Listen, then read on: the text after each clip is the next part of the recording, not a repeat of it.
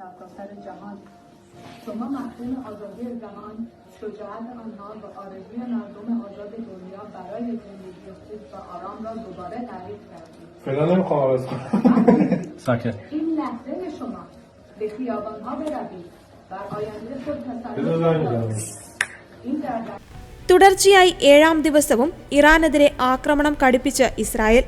ഇറാന്റെ ടെലിവിഷൻ സംപ്രേഷണം Israel hack ചെയ്തതായി ഇറാനിയൻ മാധ്യമങ്ങൾ റിപ്പോർട്ട് ചെയ്തു.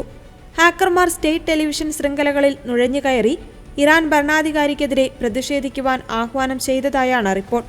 ഉപഗ്രഹ പ്രക്ഷേപണത്തെ തടസ്സപ്പെടുത്തിക്കൊണ്ട് സയനിസ്റ്റ് ഭരണകൂടം നടത്തിയ സൈബർ ആക്രമണങ്ങളാണ് ഇതിന് പിന്നിലെന്ന് ഇറാന്റെ സ്റ്റേറ്റ് ടെലിവിഷൻ പറഞ്ഞു.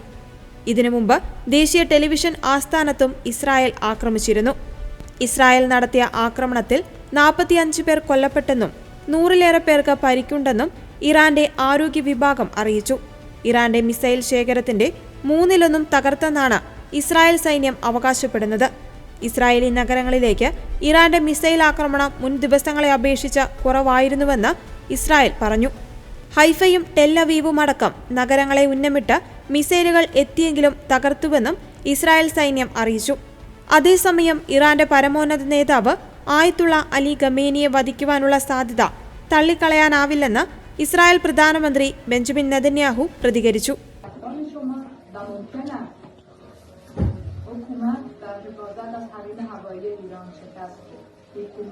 خب این الان چجوری میخوای نشوندی شبکه‌ای که اونجا آرشی رو می‌بینید آرش این ببین حکومت در میتونی بزنی یکی چیز آنتن صدا سیما نماهواره دو بزنم. آینده شما بزن دو به خیابان‌ها بروید، بعد